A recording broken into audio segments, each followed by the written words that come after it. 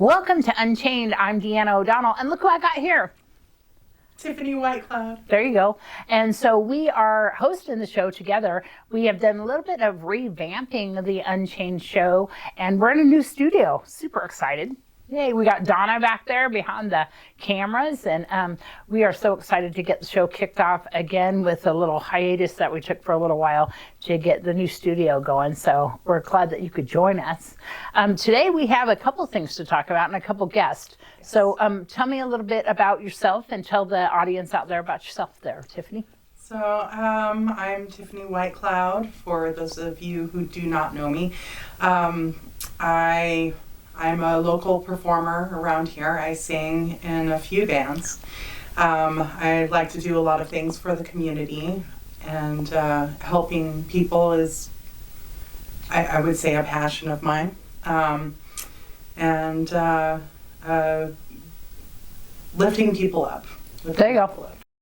All right, so the bands that you're in, and a little bit about, I know that you were talking about you've been helping people, but you're also going to school, right, to help people officially? Yes.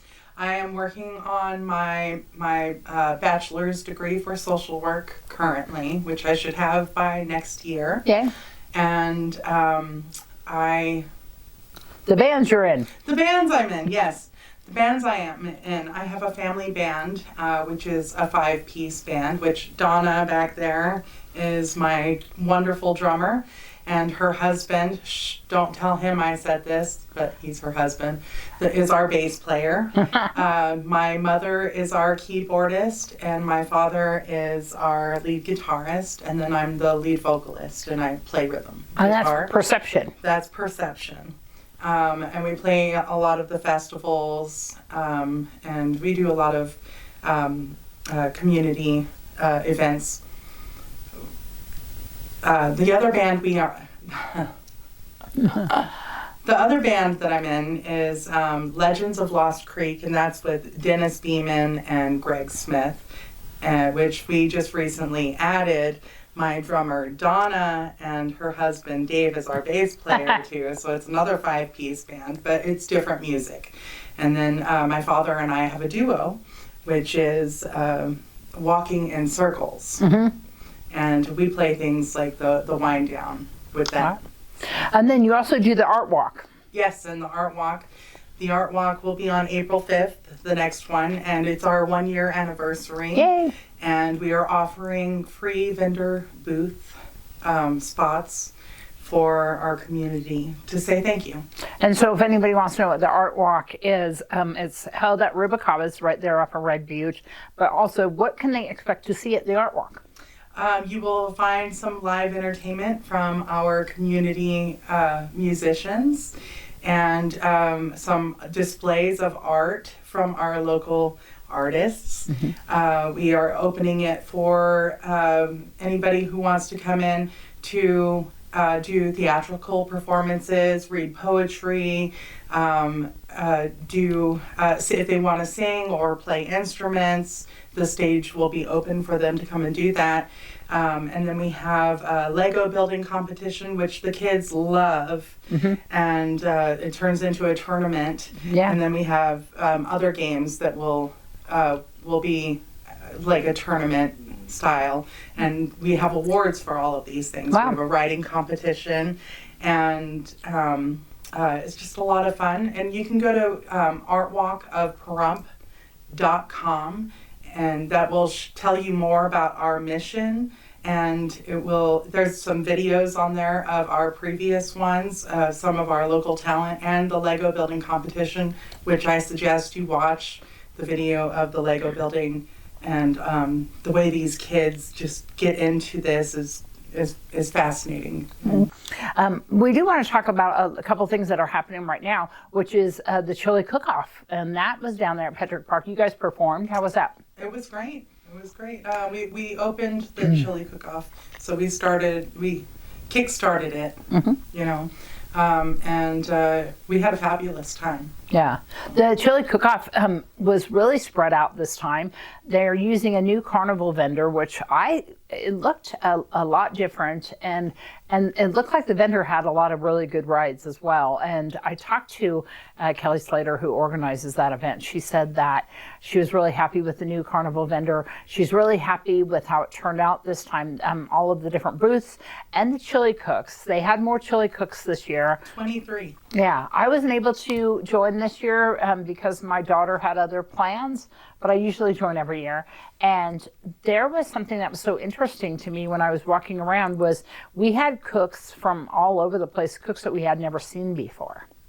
I mean, like some from California, from all different places. And if you're a chili cook like me and you really like chili cook-offs, you know that between Beatty and Pahrump, we pretty much always have the same cooks. And so this was interesting to see some new, entrants this year. And didn't they run out of chili yesterday? They often do run out of chili, yeah, because the thing is that people serve until it's gone, Okay. And so usually around 2, it's pretty much all gone, but some people run out earlier. It just depends on what you're cooking, because if you're cooking on scene, like the red chili, you can't cook enough for the crowds. It's just, that's how it is. So you have to get there early. All the time chili cook-offs, they're like that. Okay. I always cook extra, because I'm always the one straggling until the very end. But I got to tell you, it turned out really fabulous. The funds for the chili cook-off, all of the proceeds go to St. Jude's Children's Hospital, and also the Kiwanis Club of Pahrump. They are splitting that. Right. So you can find out more by going to PahrumpChiliCookoff.com, and that was a wonderful event that just happened. And also another event is the First Choice Pregnancy Center dessert auction. And that was held also this weekend. That is a really fun auction because people bring in all these desserts, they auction them off, and sometimes you're so excited because they go for such big money, some of these desserts. Like one of the carrot cakes that went for like almost $300. Wow, I've never been to one. I'll have to go. Yeah, you gotta go. Yeah. I want to make something one time and have it auctioned off. Auction it off. Yeah, I always wanted to do that. That would be so much fun. But yeah, they had a lot. I think they had like 30 desserts, and so it was a good fundraiser for First Choice Pregnancy Center. Very good.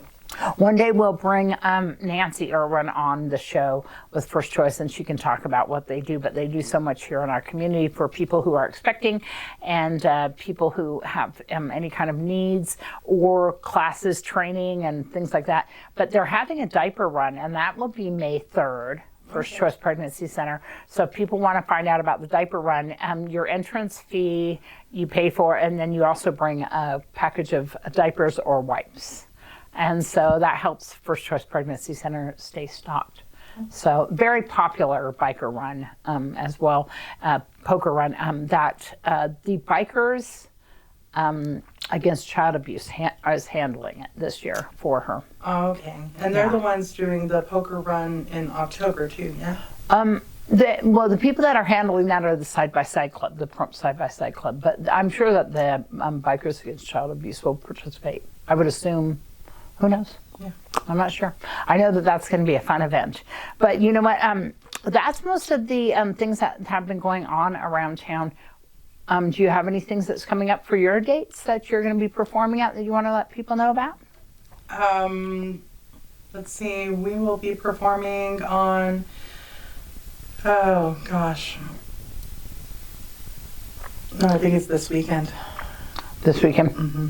Mm-hmm. Can people find out more by looking at your Facebook page? Yes, you can go to my Facebook page, Tiffany Whitecloud. There you go. And you can see any updated flyers that are on there. Of course, Pahrump News as well. We're going to be showing the chili cook-off video, the news story on Pahrump News Facebook page, and we also be showing you the First Choice Pregnancy Center dessert auction. So you'll see those uploads as well as any other spot news or hard news stories that we get on a regular basis, but also community news stories like that you guys will be seeing. And then we might be getting Tiffany and the band coming on pretty soon.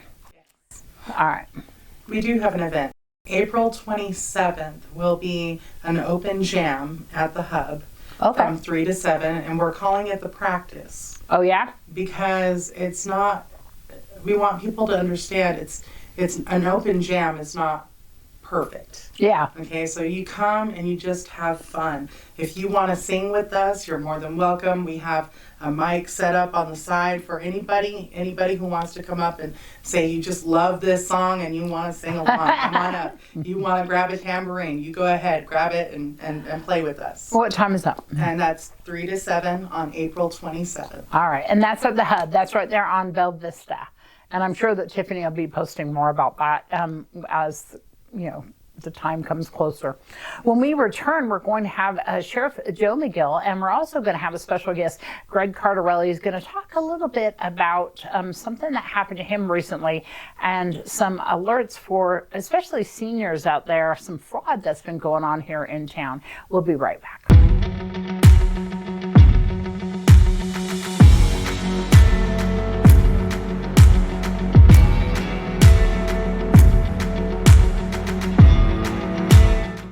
We're with our first guest here, Greg Cardarelli. For full disclosure, my stepdad. But let's talk a little bit about what happened to you recently, because this is something that has been happening a lot lately to senior citizens, but not just senior citizens, residents here in town in Pahrump. Clark County Metro just did a report about this as well. Tell me what happened. Well, it all started by trying to contact Amazon. I have a contract with them, and I have Prime Video, and I wanted to watch Thursday Night Football. So I turned on my TV, and I had been a Prime member for years, and I turned it on, put Prime on, and said, "Can I connect? You have to contact Amazon." So they had a number up there, and I called it. I said, "Well, call Amazon, let me find out what's happening with my account." So I'm trying to remember his name. A customer service member? Yeah. Yeah, but he was real nice, really a nice guy. I mean, these people were so good, it was sickening. And anyway, I told him, I said, "Look, my friend, I'm going to tell you something right now. I've got a mother at home on hospice. I don't need any baloney right now." I said, "You know, what's going on with my account?" "Oh, no, I'm so sorry to hear that. What we're looking at is there's a charge coming from China for $37,000 that's going to hit your account. And also someone in Idaho opened a business account on your account." And of course I'm asking, how could that be happening? You drive me crazy to watch a first TV show, and how do these people get in? He said, they just do it, they're good. China, they got another guy that he said that was in North Dakota, Oregon, that has another account, and he just bought a $975 computer that's going to your account. And I said, "Well, this has got to stop." He said, "Well, this went on for 4 days. He called me every day, said, 'I'm going to be doing research, Greg,' and da-da-da-da-da. And every time he called me back, he'd say, 'First of all, I just want you to know your mom is in our thoughts and prayers.'" That's how nice the guy was. The guy was so nice it was sickening. Yeah. Anyway, long story short. Yeah, he also said to you that he was going to take care of you and that he didn't want Amazon's reputation ruined. Right. Which I thought was shocking, that he thought that one issue would mean that their whole reputation was ruined. You know? Yeah. And he said, "No, Amazon's going to take care of it. They're going to back everything that's going on and all this stuff." So anyways, for 4 days he called me every morning. So I'm waiting to hear the results, and then he said, all of a sudden, he said, "What I got to do now is I got to turn you over to the fraud department." Okay, so he gives me this guy's name. The fraud department gets on the phone, and incidentally, the people I'm talking to are from Indian descent.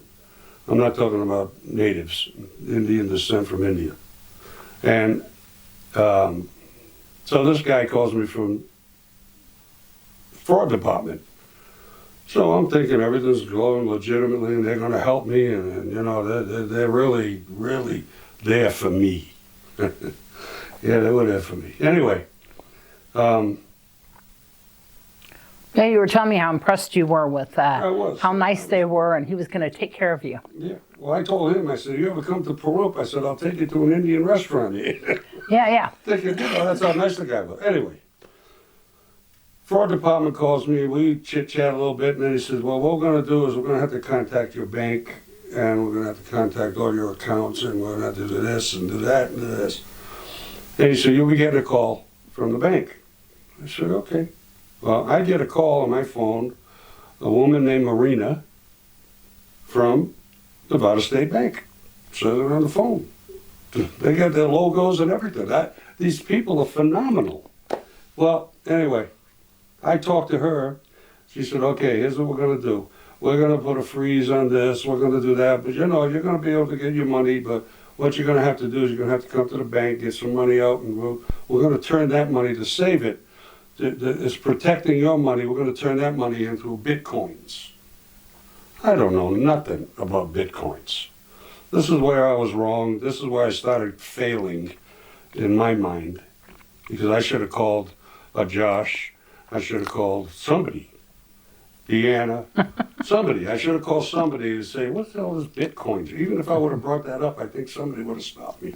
But anyway, I didn't. I'm a man. I don't ask for directions. So anyway, long story short, they're telling me that the China has the $37,500 thing, and we got to cover that money. And to save that money, we got to cover that. And what we can do is, you need to take $10,000 out of the bank and go to the Bitcoin machine here in the town. And I don't know what the hell they're talking about. And I said, I even asked them, what's the Bitcoin? The big giveaway is, and I know now, but the big giveaway is they tell you to stay on the phone. Yeah, they have That's you stay on the phone the whole time. Don't even want you to Exactly. go to the bathroom. Nothing. They want you to drive with them on the phone the whole time. Terrible. It's terrible how they do that. But anyway, he stayed on the phone with me. And I went to the Bitcoin, and I'm putting these $100 bills in, $100 bills in while I'm standing there. And the Bitcoin machines are at, what we found out is at Horizon Market, both. This was on 372. And this, yeah, 372 in Linda. Linda, And yeah, then they had have some at the Rebel, right? Yeah. As well. So anyway, like I said, I know nothing about Bitcoins. But anyway, I put the money in, and I didn't get a receipt. And the guy on the phone, he said, oh, don't worry, your receipt's on your phone. Well, it was for about 30 seconds, I guess, till I looked at it, and then it disappeared. But from that point on, I knew something's wrong. There was a kid in line, believe it or not, there was a guy in line. And he said, hey, I'm sorry to bother you, he said, but I'm with gaming, and I know about these people. He said, let me talk to this guy. I said, yeah, my pleasure. And he talked, he said, what are you doing to these people, man? You know these people, senior citizens, this guy's a veteran, and you people are ripping people off like this? And the guy says, put him back on the phone again. So I get on the phone with this guy again, and I said, so what are you going to do? He says, all right, what I want you to do is go home, and I'll call you in the morning. I don't know what to do now. So I go home. He calls me the next morning and tells me, we need to go back to the bank. I said, oh, no. I'm not getting no more money out of the bank, I'm telling you right now. So you can forget about it. You got me once, you ain't going to get me again. He even tried to get you to get gift cards too as well. Well, that was it. That was when I told him no. And then I was getting gas in my car. I was on my way to the bank. I was getting gas in my car at the Rebel. And he called me. What are you doing? I said, I'm getting gas in my car. Why? My wife was in the car at the time, so she heard all this stuff too. And he says, are you near any businesses? I said, yeah, I got a Walgreens right in front of me. Well, do me a favor. He said, go in there and go to the gift card, but don't hang up. I'll show you where to go in there. I said, I'm not going to no, and I won't tell you what I said, to no damn getting gift cards. I'm sorry, I'm done. And that was when I hung up. Went to the bank, and they told me, that money you put in that machine went straight to India. You'll never get it back. It was a serious $10,000 lesson that I learned, and I felt like an idiot. I really felt stupid, and I beat the shit out of myself a long time, and you know that. Yeah. It still bothers me. Yeah. You know, but it ain't the money. It's not even the money. And then I went down to that computer friend, Josh, and that Deanna sent me down, and we had to clean my computer off. They had to change the hard drive. I had to get a new phone. It was just a big inconvenient thing because they tapped everything. These people got everything. Yeah, we sent him down to Great Computer Deals because they had already gotten into his computer as well. And then the bank, their phone number was spoofed, right? Oh, the logo, all everything. And even how did said all Nevada State. How did they get that phone number on my TV? Yeah, That's what got me baffled. Because I was there when that first was happening, and you were saying that you couldn't get logged into your Amazon account. Okay, so I'm confused. Hold on. What do you mean the phone number on the TV? He called the number on the TV. So That he said called to the call. number on the TV. Contact my TV. He called. So My TV. for Amazon. Amazon, because I tried to connect to Prime Video, and it wouldn't let me connect. And that number came up when it wouldn't let me connect. Oh. Contact the Amazon and that number's up there. So, but these people are just, I got to tell you, they are phenomenal. And after that incident, a day later, my cousin Tony in Kansas City, I called him because I called a lot of the seniors that I know. Yeah. And to put them on alert of these people because they're good. They're all over the place. And my cousin says, you know what, Greg, it's ironic. I got a call this morning from Walmart telling me that my delivery is going to be come in on Thursday. And he said, what delivery you talking? He says, your PlayStation. He said, I'm 78 years old. You think I ordered a PlayStation? I don't even know what it does. And he said, no, they're going to bill your account $900 and something. He said, go ahead, because I don't even have an account with you people. So that's what I'm saying. They'll use Walmart. They're just, they're relentless. So I tried to put it all behind me because it was about 3 months ago, I guess. Mm-hmm. Yeah. So I just tried to put it behind me, but I'm cautious. And now I get on the phone, somebody calls me on the phone, and they're from Indian descent. I'm gun shy. I don't want to talk to them. I don't care if I know them or not. I don't Even want to if they're not, they could still be a scammer because, the scammers, come from everywhere. But the thing is that you're a very alert senior. And so if you can be scammed, Also, this is why we're telling everybody about this, because if you can be scammed, the high pressure, they get you trapped and caught up in all of that. So anybody can be trapped and caught up in that. And they were calling you even, today or yesterday? I got a call last week, the middle of the week, I got a call from Oakland. 3 of them calls. Mm-hmm. 3 calls from Oakland. And the guy kept calling me. And he said, hey, Greg, just da-da-da-da. I'm with Apple. Mm-hmm. Now this is Apple now. So now they're hitting Apple services. So he said, we're with Apple, and we have a discrepancy on your account, and we're going to have to go to the fraud department and da-da-da-da. I said, you know what, my friend? Let me explain something to you. I got ripped off about 3 months ago, and you sumbitch sound just like this guy. Yeah. Is it the script you're reading that he had? They do have a script, they actually. do have a script. I know. That's what I said. Is it a script?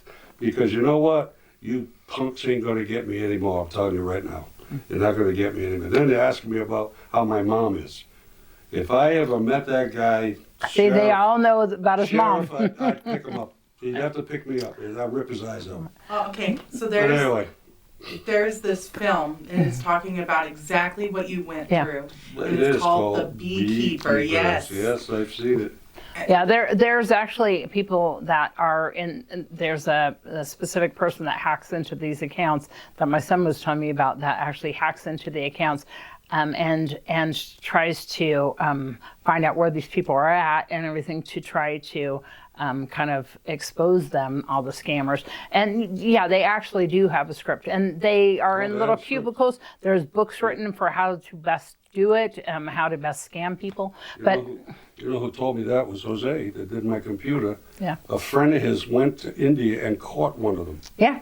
And he filmed it, and he went into the cubicles that they had. It was like a big round Connex with all cubicles, with all scripts on the walls. He said, but the worst part was, and he filmed it, I guess, that's what Jose told me. He filmed it. He said the worst part was they went all the way down the end of the building, and there was a big sheet on the wall. And there were different categories. Those were for the kids to come in and pick out which one they want to learn how to scam people with. It's awful. Kids. Thanks for sharing your story with us. When we come back, we're going to have Sheriff Joe McGill here to join us and tell us how you can avoid these scams, what scams are happening right now. I know this one is still going on, and how to protect yourself. I know you've met Greg before and talked to him a little bit about this case. There's not a lot local law enforcement can do about this, right? Unfortunately, no, there's not. It's a really complicated case, type of case. And unfortunately, people are on their own on this type of thing.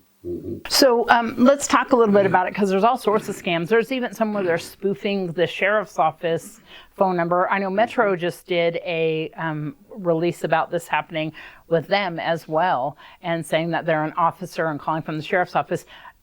Greg says that the Nevada State Bank phone number was spoofed. So they're able to do this with anybody's number, right? They are, and that's the part of it that makes it so believable to people is they will tell them, look at the phone number that's on your phone and Google Walmart corporate, and you'll see that this is the right phone number. Yeah. Something to that effect. So it makes it more believable to the victim. You and I did a story with a former sergeant's wife who was also scammed, which you would think she would be savvy as well. And it was the high pressure. It was almost an identical story as what Greg went through with the people trying to keep him on the phone. What makes people get caught up in this and want to, move forward and go get the money and do all that? It seems that they prey on people who are just good people who want to do the right thing, right? Well, the biggest thing is they're using fear. They are telling the person that they have an outstanding bill or a bench warrant, they're going to go to jail, or your power is going to get turned off, or your phone service is going to get turned off. They're using fear to try to confuse that person and drive them to do what they want them to do. How do you think that they find these victims? I personally think that it's just random dialing. Oftentimes they know your name, whether that is because they've done some computer research ahead of time to find out what phone number belongs to what name. But that's a real simple thing to do. And anybody can do it on the internet with the right program, the right search engine, and for a small fee. So sometimes I think it is just random computerized dialing, but more often than not, I think there's some research done ahead of time that tells the name of who they need to be talking to. Do you think they target senior citizens, or is it just that they are calling everybody and the senior citizens seem to be the ones that are getting taken advantage of? I think there is probably a level that they are targeting seniors. However, I can tell you my sister-in-law has been a victim of this. My neighbor has been a victim of this. I've received the text messages that there's an outstanding toll road balance. I just got one. Yeah. Yeah. So That's the latest one. The No, latest one that I've seen anyway. So I think there is a good chance they are targeting seniors, but it's running across the board. That's a question. Yeah, he wants to ask you a question. Just one question. I know, I stupidly put the $10,000 in that machine. Who empties that? The company that owns that machine. Jeez, that's what I'm thinking. So they have no liability, right? I mean, how does that happen? No, they really don't. They're No. just providing a service and a product. And so they have to ultimately pay the other people on the other end the money because it's promised? Yes. Now, did you use a Bitcoin machine? Mhm. Okay. And did you actually put cash into it? Absolutely. So therefore, we could try to get a hold of the owners of that company, that machine, and hope that they will make good. There ain't too many stupid people around that are going to be dropping a $10,000 100 bill at a time Right. in those machines. I don't see it happening quite often. Right. It seems that there would be a way to stop it on that end to say, okay, this was deemed fraud. You don't pay on the other side. I mean, to a certain extent, right? I mean, I don't know how that works. Like I said, I learned a serious lesson. I really did. And like I said, these people that called me the other day, that was their mistake, because they caught the wrong guy that already been exposed to this stuff. How many phone calls do you get about this kind of thing? Personally, you're on the department complaints. On the department complaints. Personally, I'm very good. I would venture a guess that we probably get about at least 5 calls a day in reference to this type of thing. And it's become so prominent that we've had to establish a procedure. Our procedure now is that if based on the information that's being given by the caller, it sounds like this is what it is, our dispatch will refer them to an online, a federal government online site, ic3.gov, and there you can fill out a complaint form, which is then routed to the federal government, and if people are actually investigating those, I would hope, then it can be handled that way. But unfortunately, there is just absolutely nothing that we can do at the local level, because these phone numbers, like you said, they're spoofed. They're not real phone numbers. No. Most of these types of businesses or scam artists, whatever you want to call them, are using computer equipment that is not allowing for us to track where their computer is, where their phone is, and more often than not, they're outside the country and beyond our reach anyway. Yep. The only thing I can think is when you go to that ic3.gov site, that if the FBI is investigating this, that we will get to a point where we are able to not have spoofed numbers or do something technologically that can stop this from happening. That is my wish, is that at some point in time there will be a way for us to prevent this from being able to happen. It's billions of dollars going out of the United States into places like India, South Africa. I mean, these countries where it's mainly happening. I mean, I know Nigeria is a huge area where they're getting a lot of these calls, and it just seems that they should be able to do something about it ultimately. I hope so. Yeah. So what advice do you have for seniors? Tell me, or anybody. I mean, because I've got these phone calls and I'm not yet a senior. I'm getting there. But I've got these phone calls, and I got one a couple of years ago that was really aggressive person telling me that I owed money for the IRS, and for a second you kind of go, what? And I got the one about the toll roads the other day, and my son had gotten a couple toll tickets down in LA, so I thought it was legitimate, like he didn't pay it, and I looked at it and it looked just like the logo for toll roads and everything, and when I went on to the internet and typed in the number, it said that it was a scam site. Yes, it is. Yeah. Yeah, the best thing you can do is don't talk to them, don't engage them in any further conversation. Just hang up, don't believe it, don't send them any money, don't fall for it. No. If there's the slightest bit of concern that maybe you do owe some money, disconnect a call from this person, ask for a phone to call them back at, and then call the legitimate company from the internet that you can find. Yeah. Phone number. Right.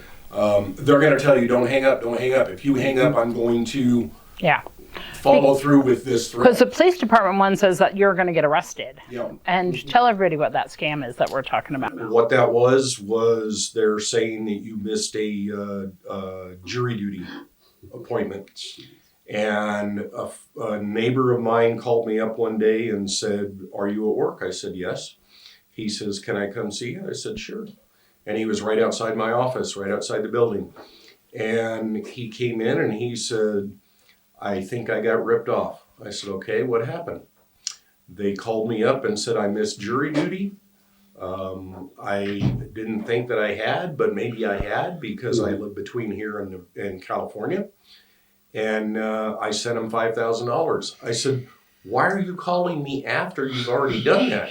I was afraid you were going to arrest me, he said. Oh my God! See? This is what I told him. That's how good they are. They're good. Yeah. And then they also use the name of an officer, whether it's current or past officers, and the sheriff's office phone number comes up. The sheriff's office phone number comes up. They'll say this is, I've gotten a call, Lieutenant Williams, Sergeant Williams. We have a Lieutenant Williams on our department. And they make it believable. Yeah. They will give you a badge number. They will give you the address of a sheriff's office. But they'll say, but don't come here, because if you do come here, you'll get arrested. I have to meet you in the parking lot of Walmart. Those are the less legitimate scams when they have to meet you. Yeah. Yeah. But those don't happen very often. Those are the ones that I think is the amateur scammer. Yeah. So if they're actually meeting you, number one, that's a dangerous situation. Yes. Number two, you're still going to get ripped off if you do meet them. You're still going to lose that money. Yeah.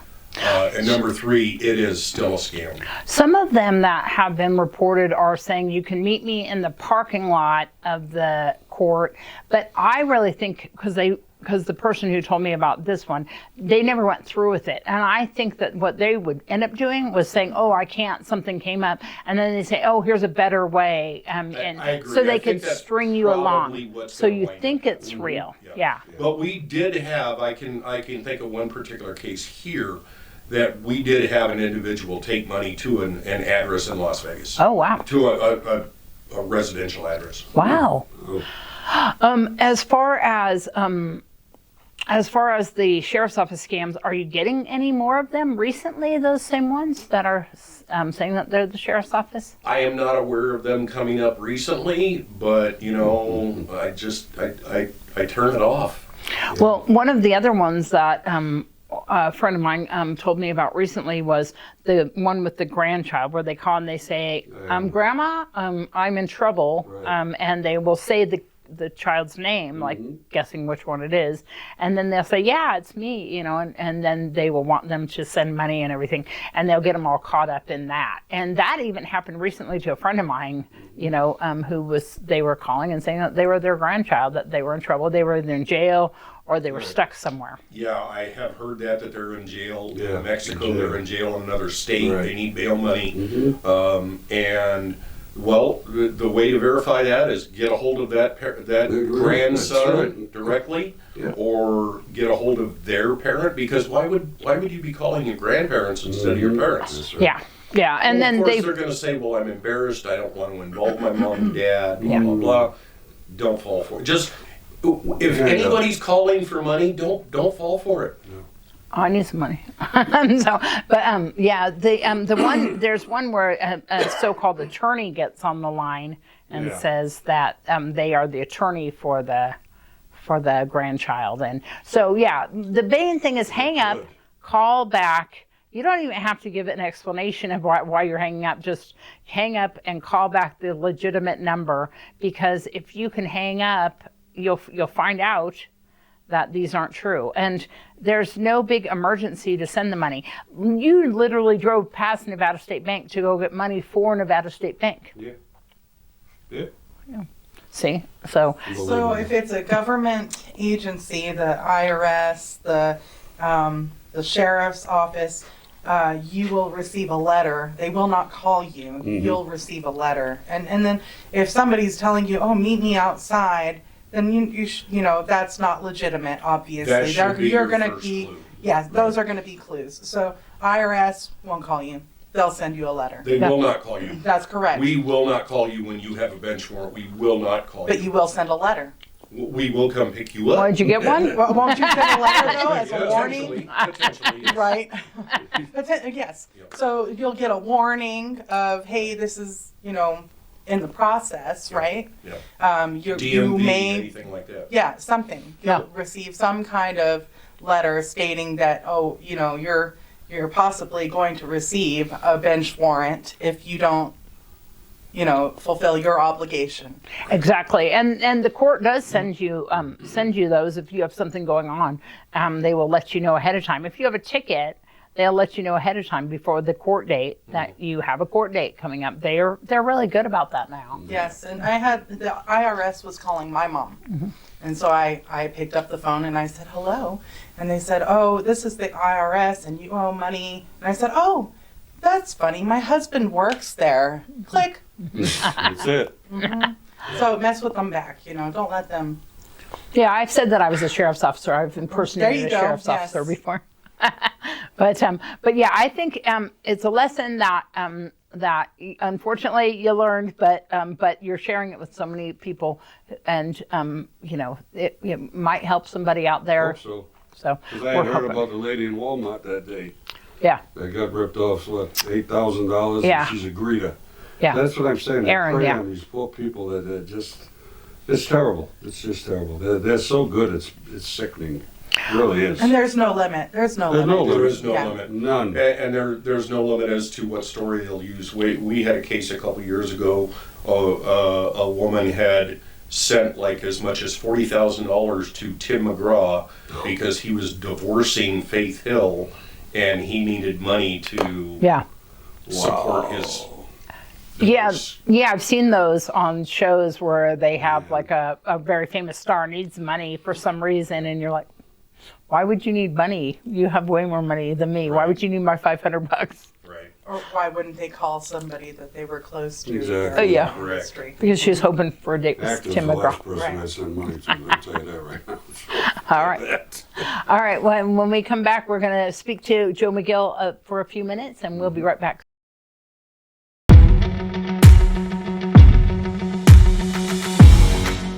Here we are, joined by Sheriff Joe McGill. How are you doing? Very good. Very good. You had some interesting news recently. Tell me a little bit about what's going on with the node, we're calling it, all right? Yeah, I did. There's several years back, around the time that I retired from Metro, they had seen something in my chest x-ray on my physical, and so they sent me for some testing back then, and it was found to be nothing. So recently I had pneumonia at the end of November, and the doctor had a chest x-ray done and saw it and made note of it and wanted to send me to another doctor and some further testing. So just last weekend that further testing was done, the node was removed, and the doctor that I'm seeing now says that he is fully confident that there is nothing to worry about. It's all over with, and I just need to be checked again with CT scans or PET scans every once in a while. So that's a long time of it being in there, right? It's been about 15 years. Wow. Yeah. So it's non-cancerous, right? Correct. Okay. But you did quit smoking though anyways. I am working on quitting smoking, yes. I'm super happy about the quitting smoking thing because I know how hard it is because I used to smoke It's difficult. as well, but I'm super happy It's about it. difficult. So I guess I'm going to have to get a new nickname from Smoking Joe. I Right? know how, and now I don't have to worry about not getting you smoking when That's right.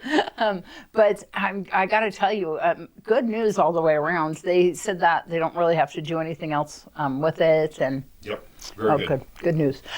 So tell me, we had some interesting stuff going on here in town. Number one was we had a shooting on Donna Street. That suspect is caught and going through the court system now. But we also had another shooting that really got a lot of people in town upset because it happened as a drive-by shooting, I believe in the area of the 95 and 160. Can you tell us about that case? Yeah, it happened at about mile marker 15 of the 95. It happened the night of the 10th, morning of the 11th at around midnight. The initial call we received was that a person had been shot, and when deputies arrived, they identified the victim, and he had indeed been shot, had been hit in the torso. The bullet traveled through his door and then struck him. He was flown into Las Vegas, and information was gathered as a result of the scene and an interview of a vehicle, and we believed to be a particular vehicle. It was a red, what we thought was a Toyota Camry, based on his dash cam video of the victim. So we started looking, and then the following day, we received a call from North Las Vegas police. They were at a shooting scene in North Las Vegas involving a homicide, and they had the vehicle that was involved in our shooting. That vehicle fled and wound up in the downtown area of Las Vegas, and there was a carjacking scene and another vehicle taken, and that was our same suspect. It's all been shown. Wow. And then late that night or the following day, there was an incident in California, Lone Pine, California, involving a carjacking and a subject charging at an officer with a hammer. At that time, that individual was taken into custody and was found to be what we believe to be our shooting suspect, as well as the other incidents that we found were connected to each other. And so shocking, all of these things going on all at once. Does anybody know what was going on? Like, why? I have no information on that at this point. It seems to me like it was just maybe a drug-induced or a mental health influenced rampage. Wow. Really good that that the victim had a dash cam, that you could at least have that recording, right? Yeah, the dash cam showed the vehicle. It showed a pretty good view of the vehicle. We could see there was a license plate on it. We couldn't say for sure clearly what the license plate was, but it was a lead that took us in the right direction, and it turned out to be correct. How's the victim doing? The last I heard, the victim was still on ventilation because of the injuries, and I haven't gotten any updates since. There's several different jurisdictions involved, right? Yeah, there is North Las Vegas, Metro, Nye County, at least 2 or 3 jurisdictions down in California.